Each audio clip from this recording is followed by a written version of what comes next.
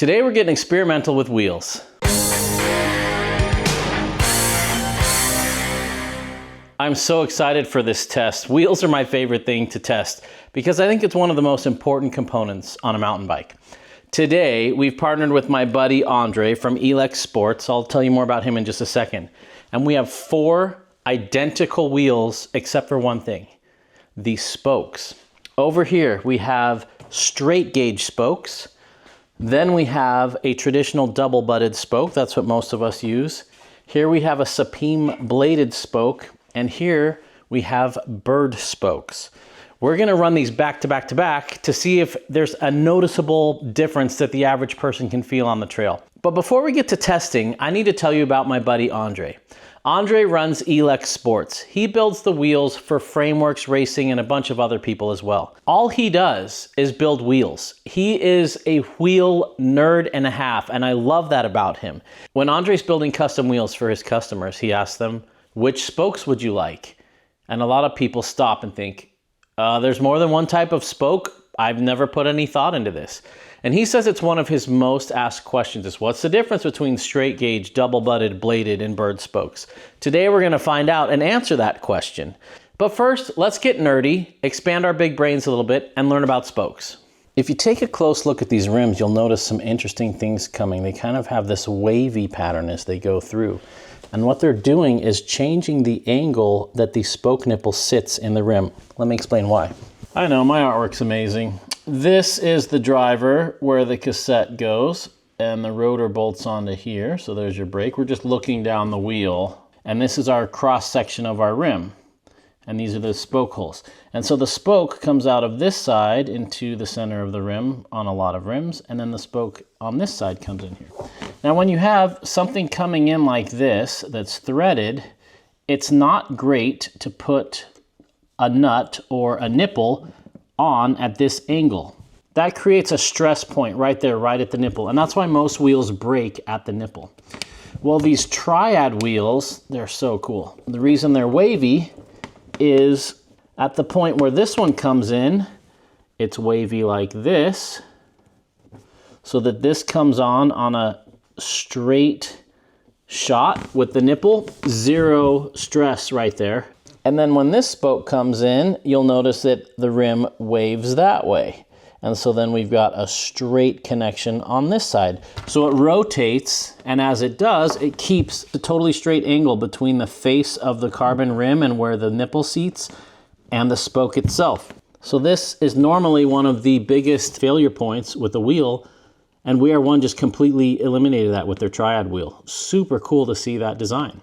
Now let's talk about spokes in general and why we would do double butted or straight gauge or BERD. It's best to think of spokes as a huge bolt.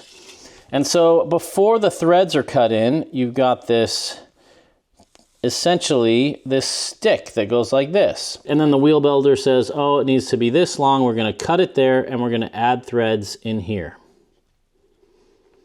And now we've got these little threads in here. The problem is we've just reduced the effective diameter of this spoke by cutting those threads in. Obviously it gets thinner for these threads, and now we've only got this distance right here for the strength of our spoke. So we just created a weak spot here. So this is assuming the spoke is completely straight all the way down its length. Now, since this needs to be the strongest part of the spoke where it goes into the hub, we don't need it to be as strong here. It needs tensile strength so it doesn't pull apart, but it really, there's not a lot of forces on the spoke around here other than the tension. And so we can actually get away with a thinner cross section here. So what they've done is it's called butting. We do the same thing in frame building with any tube, and we neck it down a little bit. And then we flare it back out to wide. I'm over exaggerating. So that this section here is pretty thin. That saves us weight. And it also makes it a little more compliant, and it also makes it so when we cut these threads in, this hasn't gotten any weaker than what it just came from. So this is the concept of butting, where they remove material that would have been along here. This is microscopic. It's like 0.2 millimeters usually. But It's enough that you can feel it, and it's enough that it lightens the wheel up a little bit, and it gives it a little bit more flex.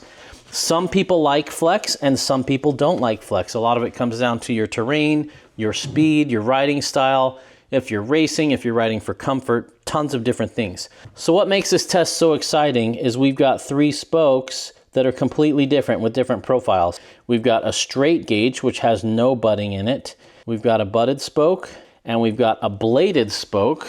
That's just like it sounds. Here you can see one. On the side, it looks like a normal spoke, but when you tip it up, it's totally bladed. It looks like a knife blade or a sword or something. So it's super thin there, super thick there. These became super popular in road and tri and time trials because they slice through the air quicker, there's less drag. And then we have BERD spokes, which look like a string, but they're actually made of ultra high molecular weight polyethylene or Dyneema or Cuban fiber. It's kind of like sailboat material. It feels super high tech because it is. And so it's this braided material that looks like a string, but when you pull it tight, it's got even more strength than these straight gauge wheels in tension. It just has so much strength. You think about sailboat rigging and how that needs to not stretch. It's a very, very cool material. And because it's not a rigid piece, vibrations, from my experience, vibrations get absorbed in that and don't transfer to you as much. To me, that results in more traction. And every time I've compared BERD spokes to double butted spokes, I can tell a noticeable difference, and any rider would. Part of it's the weight and how fast the wheel spins up, but a lot of it is how it eats those vibrations. BERD spokes were found on the wheels of many of the elite level Olympic riders, and there's a reason. They're super light and they help you track the ground a little bit better. So now we understand why we do butting, why straight gauge is called straight gauge, and why bladed is called bladed. Now it's time for me to plug my mountain bike geometry course. If you like the way I explain things and you want to learn more about geometry and bike design and how moving the wheels around changes how the bike reacts, or you're going to be shopping for your next bike and you don't know if you want a short chainstay or a long chainstay or a tall stack or a short stack, you're going to love this course. Imagine if you went to your local community college, how much would you pay for a semester course on mountain bike geometry? That's how I view this. So if you're interested in that, that's how you support my business and help me make more of these videos more often. I got a link for it in the description below. Let's take these things to the trail and see what they ride like. All right, we're here on the trail with my steel hardtail, the Stanton Sedona. I like hardtails because you can feel what the wheels are doing a little bit more. All right, first we're going with the double butted because I don't know what these triads ride like. I've never ridden them before, so this is just kind of our control variable. So we're gonna go down with this, get a feel for this wheel, and then do some swaps to see how they compare. Running 23.5 PSI in the front and 25 in the rear of every wheel. A lot of times I talk about the compliance of wheels and I say wheel A is more compliant than wheel B. Today one of my patrons asked, hey, I've got a rigid bike, which wheel set is gonna be most compliant so that my hands don't beat me up? And no wheel set's gonna replace a suspension fork. So when I'm talking about things being compliant, these are smaller differences. It's cool, the front are 2 cross and the rear are 3 cross for the spoke pattern. Andre was telling me how these triad rims actually have pretty good compliance. And I was reading up on them and they reduced the rim height on this latest version, which is cool. That gives a little more vertical compliance, which is what we all want. Good feeling wheel. It's more compliant than something like a Forge and Bond. Wasn't quite sure what to expect with VR1, but it's feeling good. All right, this is nice and smooth. Here comes a little bit of chunk. Woo.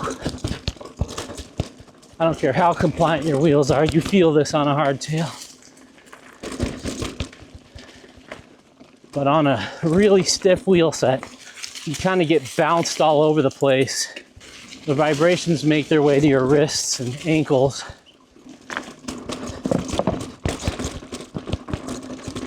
Wow, that's a nice wheel set. I like it. All right, swapping cassette and rotor.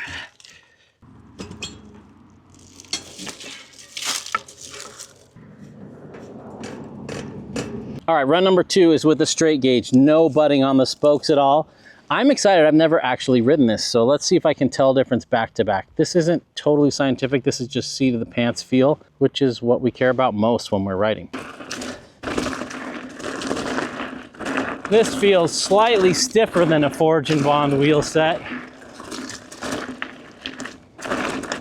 Still not harsh, but it feels like in the berms there's a little bit more support. Yeah, I'm feeling it on these bumps where I'm braking with a little bit of chunk there. It feels like I got a couple PSI higher. A little bit stiffer.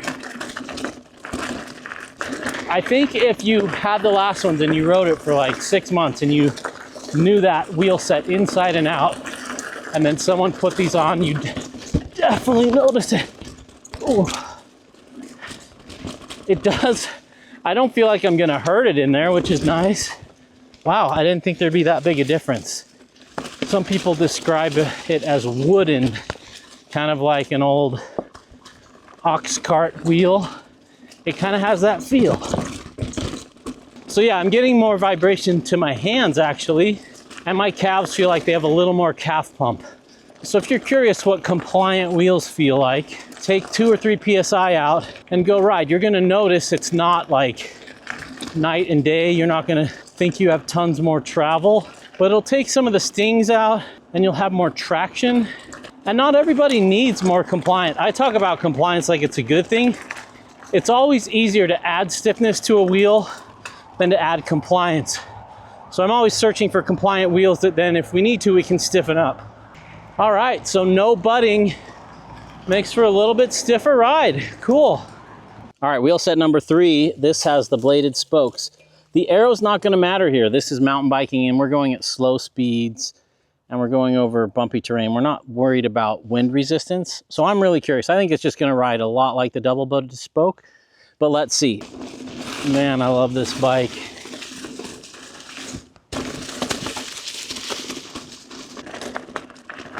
Plenty stiff in these berms. I definitely felt it on the last one at the berms. Gave me a little more support when I really leaned into it. It's pretty on par with the double butted. I feel it might be slightly stiffer. Now I weigh 185 pounds. I'm not the world's most aggressive rider. I tend to ride more light and kind of zippy than plowing and charging. If you weigh more, if you're over the 200-pound range, you're gonna get wheels to flex more than a 120-pound rider. So heavier people aren't gonna need as soft a wheel as a really light rider. In my bike consultation service, we pay really close attention to that with light riders. Okay, that tracked the ground way better than the straight gauge than the last wheel set. I had a lot more control, it was a lot smoother. Personally, I don't feel like there's an advantage to this over double butted for how I ride. So yeah, if you're real aggressive or you weigh a little bit more, you might actually prefer a stiffer wheel, and you might find that some of these compliant wheels end up feeling, oh, that's pretty good. This is softer than a Forge and Bond. I keep using that as a reference point because a lot of people have ridden those. So yeah, to me, these aren't night and day from double butted. I think if you're considering bladed spokes for aero and XC racing reasons, you're probably considering BERD spokes as well. And that's what we're about to learn, is how those BERDs compare to this. Now, before I put this on, we just have to admire Andre at Elex Sports' beautiful craftsmanship and just how beautiful these wheels are. Here you can see that wavy pattern for the triads where they get in line. You can see the beautiful BERD spokes here, that gorgeous hook flange Onyx Vesper. Just a beautiful, beautiful wheel set. I got a coupon code for you guys in the description below if you want to save some money and have Andre build you your next wheel set. Use that link down there. It helps support this channel and it doesn't cost you anything. In fact, it saves you money. It's hard to find a great, strong carbon rim that's not stiff. And we found it here with this Triad. You feel it climbing. You definitely feel that weight difference. Man, you don't realize how heavy 28 or 32 spokes are till you hold them in your hand when you build up a wheel set and you're like, man, a lot of that weight is spokes. Oh, this is softer. Man, it's like the difference between the double butted and the straight gauge. Can we just take a moment to appreciate how amazing bikes are? What an amazing sport we have.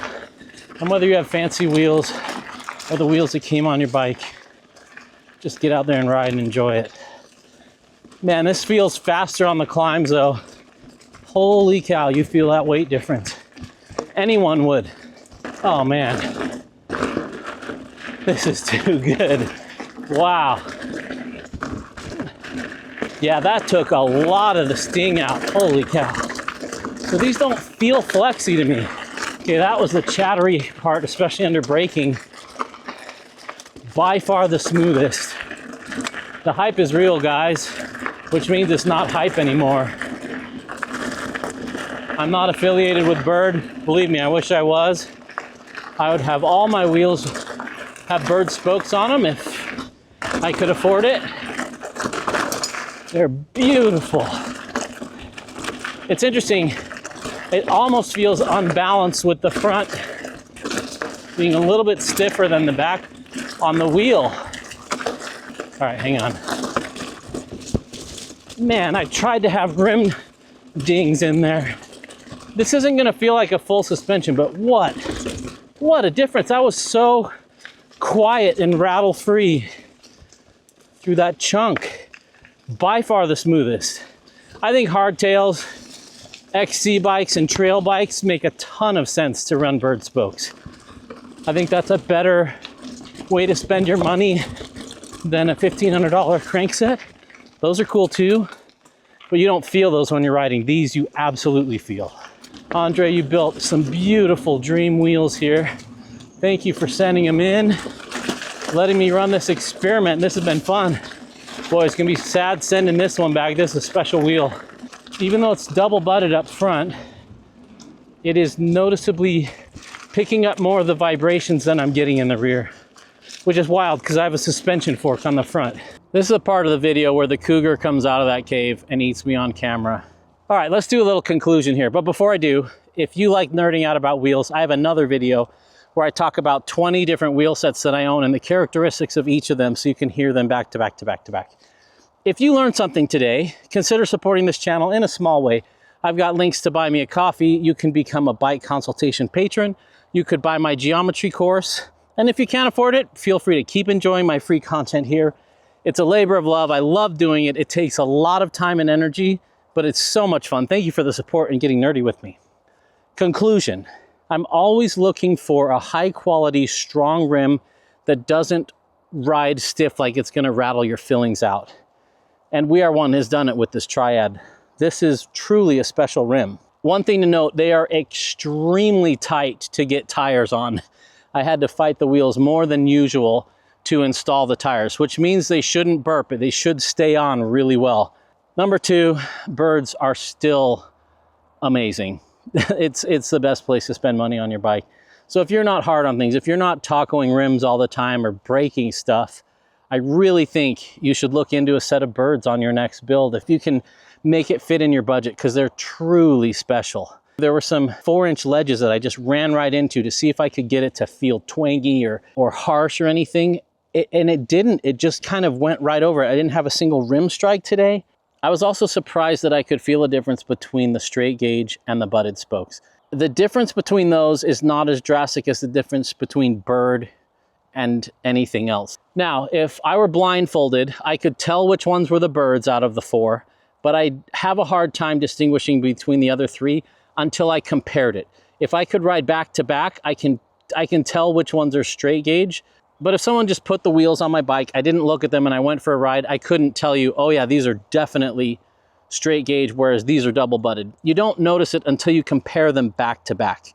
And what's cool about Elex Sports is they can match any hub with any rim, with any spoke combo, and he can even tune it with the stiffness that you want on the front versus the back. If you like this experiment, let us know in the comments below. Give this video a thumbs up to say thanks to Elex Sports for sending these out to try. And we'll see if we can get some more wheel experiment videos. I've already got 2 or 3 other experiments I want to cook up. So if you are going to get a custom wheel set from Andre at Elex Sports, use the link below. It'll save you money. Thanks for getting nerdy, you guys. What experiment do you want to see next? Let me know in the comments below.